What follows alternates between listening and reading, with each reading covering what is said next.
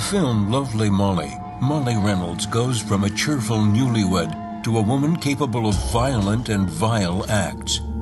Could her sudden transformation be linked to her house's haunted past? Could her actions be the latest sinister chapter in a long history of hauntings?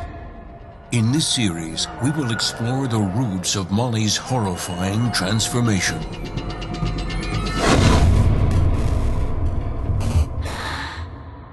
Soon after moving into Molly's childhood home, newlyweds Molly and Tim Reynolds began to experience strange and unexplainable disturbances.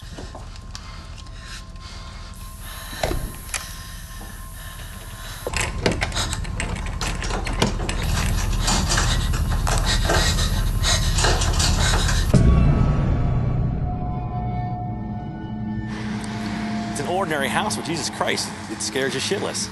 I can say I wouldn't spend a night in that house for sure. You know, people like to make up stories. It makes it a little bit more interesting around here, but there's nothing. The Reynolds experience meshed with local folklore, which for decades had portrayed the house as haunted. I guess when you hear all the legends, you know, it kind of builds up. You just get this wave of dread that just falls over you when you walk into it. Like many rural areas, Kutch County, Maryland had its share of ghost stories, and most of them centered around the 18th century house where Molly Reynolds grew up and then returned after her wedding.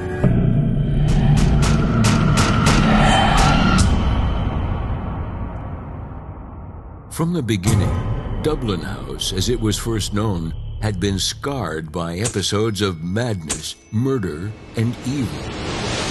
In 1774, John Collins, an Irish colonel, migrated his family to rural Maryland. He quickly set out to build a home. Ignoring warnings of the locals, Colonel Collins chose to lay roots on an area considered sacred to the local Indian tribe. The Indians' response was swift and violent, but the colonel staunchly defended his new homestead. Some historians claim over a dozen Indian braves are buried on the property. After construction was complete, locals lost touch with the reclusive colonel and his family. It was soon discovered that the house had been abandoned. Colonel Collins and his family were never seen again. Just before the Civil War, brothers Dell and Lawrence Clemens took residence in the house. The Clemens brothers eagerly joined the Union Army, but within weeks, Dell was killed in battle. Beset by an intense sorrow, Lawrence deserted his post and vanished. Shortly after his return to the house, soldiers from both sides of the conflict began to discover grisly battlefield mutilations.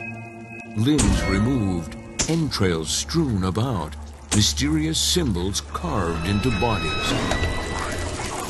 It wasn't long before the terrible acts were traced back to Lawrence Clemens. Union forces tracked him back to the house, and there they captured him. He was hung from a tree in the backyard. According to local legend, Lawrence's eyes were so frightening, the commanding officer placed a burlap sack over his head just to avoid his chilling gaze.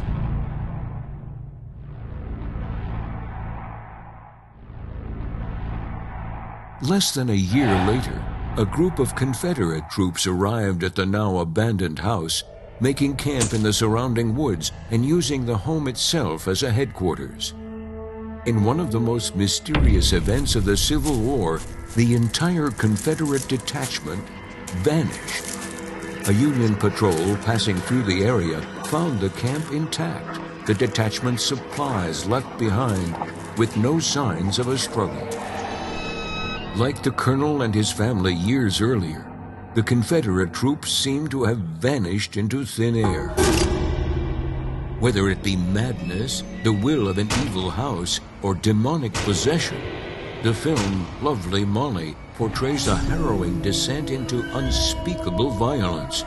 But the why of these terrible events might never be known.